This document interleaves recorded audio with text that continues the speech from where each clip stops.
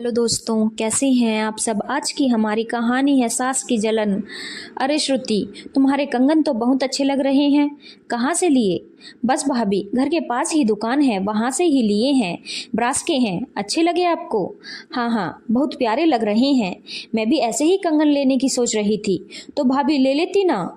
ज़्यादा महंगे थोड़ी ना हैं, सिर्फ 300 रुपये के हैं। मेरा जाना तो नहीं हो पाएगा। तुम एक काम करना, तुम मेरे लिए मेरे साइज के कंगन ला देना। मैं तुम्हें पैसे दे देती हूँ, अगली बार आओ तो लेती आना। ठीक है भाभी। ऐसा कहकर मीना ने श्रुति को 300 रुपये ला कर दे दिए। जिस समय मीना श्रुति को पैसे दे रही थी, उस समय मीना की सास सुधा जी का कमरे में आना हुआ। अरे किस चीज़ के पैसे दे रही हो तुम मेरी बेटी को? कुछ नहीं माँ, भाभी को मेरे कंगन बहुत पसंद आए तो उन्होंने अपने लिए भी लाने को कहा है। मेरे घर के पास ही दुकान है, तो मैं अगली बार लेती आऊँगी। यह सुनकर सुधा जी के चेहरे के भाव बदल गए, जिसे शायद मीना ने पहचान लिया। आपको कुछ चाहिए था माँ? नहीं, मैं तो यह कहने आई थी कि खाना जल्दी से बना लेना। शाम को जवाई जी आएंगे श्रुति को लेने, तो खाना खाकर ही जाएंगे। हाँ बस अभी बनाती हूँ। ऐसा कहकर मीना चुपचाप रसोई की तरफ चली गई।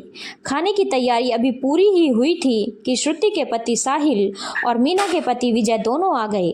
सबने मिलकर साथ में खाना खाया। उसके बाद श्रुति अपने घर के लिए रवाना हो गई और इधर मीना अपने रसोई के काम को फ्री करने लगी।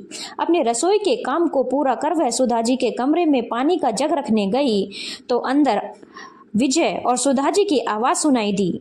बेटा, पैसा सोच समझ कर खर्च किया करो, पता नहीं कब जरूरत पड़ जाए। आपको ऐसा क्यों लगता है?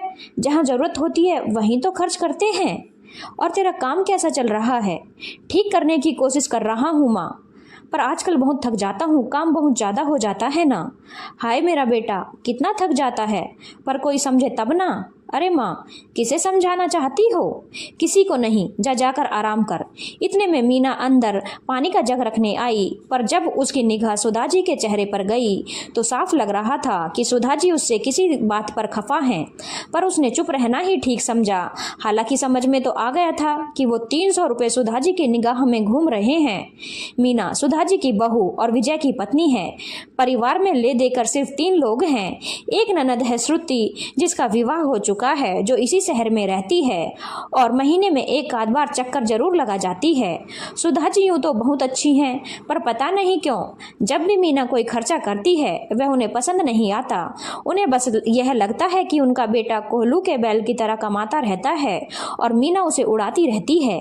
हालांकि मीना के मुंह पर कुछ नहीं कहती, लेकिन उनका फूला हुआ चेहरा बहुत कुछ कह देता है। और फिर विजय से इस तरह की बातें करती जो शायद मीना की समझ से परे थी।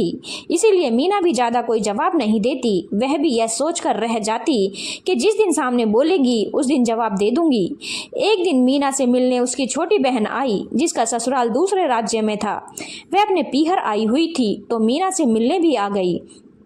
मीना ने उसकी बहुत अच्छे से आवभगत करी।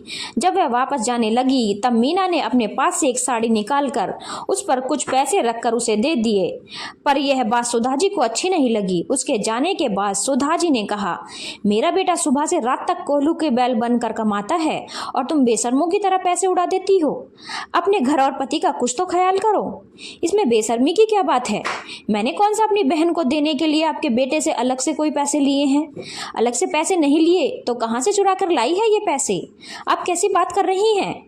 मैं कभी भी अपने खर्चे के लिए उन्हें परेशान नहीं करती। मुझे भी पता है कि इनका काम अभी ठीक नहीं चल रहा है। तुझे इतना होश होता तो आज मेरा बेटा परेशान नहीं होता। कहां से लाई तू ये पैसे? तू कहीं कमाने नहीं जाती? हाँ, मैं कमाने नहीं जाती, पर मैं एक गृहिणी हूँ। मुझे पता है घर में खर्चों में से कैसे बचत की जाती है। जहाँ खर्चा करना होता है वहीं तो खर्च करती हूँ। तू जो पैसे बचाती है वे मेरे बेटे की ही कमाई से ही तो हुई है, तेरी थोड़ी ना हुई। माँ, तुम्हें किसने कह दिया एक गृहिणी कमाती नहीं है? यह बात आप कह रही हो जो खुद एक गृहिणी रही हैं।